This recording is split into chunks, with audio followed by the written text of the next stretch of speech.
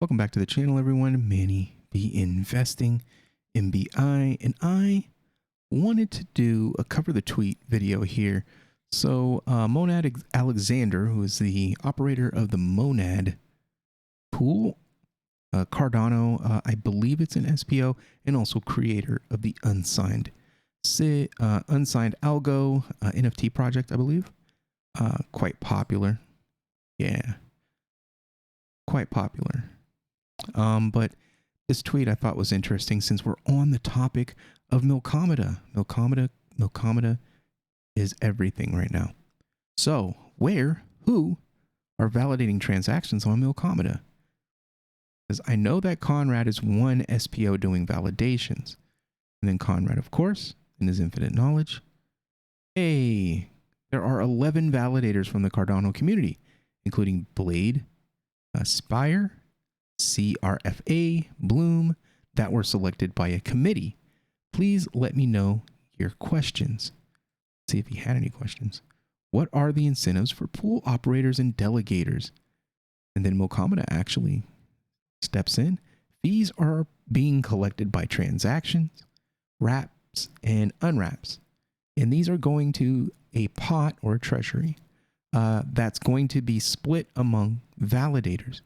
Later on, we are also implementing something similar to Lido for ADA, and that should generate some extra revenue. Okay, you got some documents about that? Well, it's on their page. We run a new pool and looking for opportunities. There will be more information later on how the next batch will be selected, but the committee will be the 16 validator bootstrap plus one batch. Perfect. So I guess there will be some application published later on. We'll keep an eye on it. Thanks for the info. Anything particular we should consider to run Milkomeda? And they have not responded to that. So I remember when they were actually taking validators, and I saw the people, like Conrad and all of them jump in the Discord, and they were hanging out in there. I was early on Milkomeda. You can't take that away from me. I was super early on Milkomeda, and I remember reading through this, and I actually asked that question on in their Discord months and months ago. 2021, I was in that Discord asking questions. So let's take a look at the Git book here. This is where I went when I first. This is where Sebastian sent me when I had like all these questions and stuff. So I just really just sat up late night and just reading through all of this stuff. But I remember this. I remember this Git book. Because there's like two. There's like one for Flint. There's one for Milkomeda. There's like one for like all their different products. But I do remember reading through this, like trying to understand, like, because that was before I didn't understand. I thought they were going to have their own token. And I'm like, how can I get in on this token? But they don't have one. And I was just trying to understand and wrap my head around like validation and how they were going to use the Cardano pools to validate transactions. So let's take a look at this right here. In order for the sidechains to run, they require validators who act as block producers that include transactions into blocks.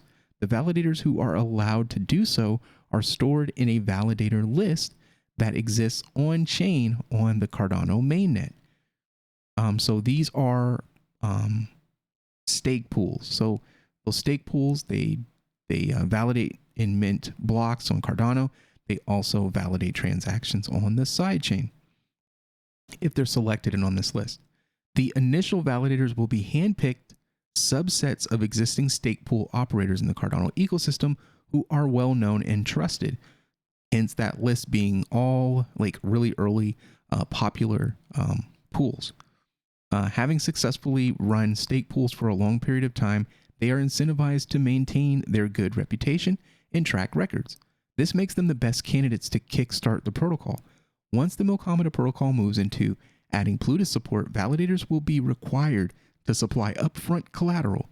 This collateral represents their willingness to do a good job and can be slashed if they have a bad actor escalation case filed against them. So with the fact that they are validating transactions, there is trust. We have to trust those validators. And people ask a lot of things about like, is it decentralized? Is it central? For right now, it is in a sense kind of central, but not really. They all kind of know each other, but they all have great standing in the Cardano community as stake pool operators for a long period of time, and are have an existing track record that people can verify. But does that mean that is a 100% foolproof? No, it does not. Let's give an example. Say they all become evil out of nowhere and decide they're going to work together to commit fraud and defraud everyone on the network. Can they do that? Yes, they can. But there's just way too much upside to this to risk like an immediate payout of money. There's way more good if they do it right than there is good if they do it wrong. So that's kind of how the system is built right now. And that's why it's kind of a trust model. As time goes on, I'm sure it's going to expand, and then it's going to be more decentralized. But right now, it's kind of pseudo decentralized right now. This makes them the best candidates for a Kickstarter protocol. Oh, I already read that part. Through the Milkomeda DAO, users will be free to add and remove validators that they deem worthy, in addition to changing the required collateral parameters. If the initial set of validators can be improved on, or the collateral requirements is deemed to be too low, then proposals can be created to replace them.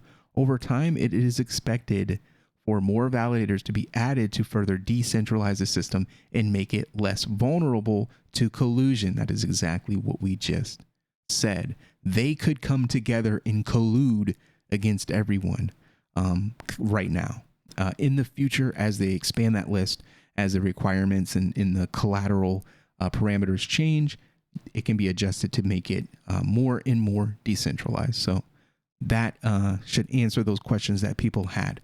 In addition to being block producers, validators are also tasked with running the sidechain bridge that enables assets to be transferred and for wrapped smart contracts to be called with. The validator node includes all of these capabilities, streamlining the setup experience for validators. Validators will get paid out every week from the treasury to a smart contract that locks their payout with a 2-week cliff. So being an SPO is a good business to be in as this blockchain grows from its infancy into a full-fledged financial ecosystem or financial operating system. So I just wanted to cover that tweet.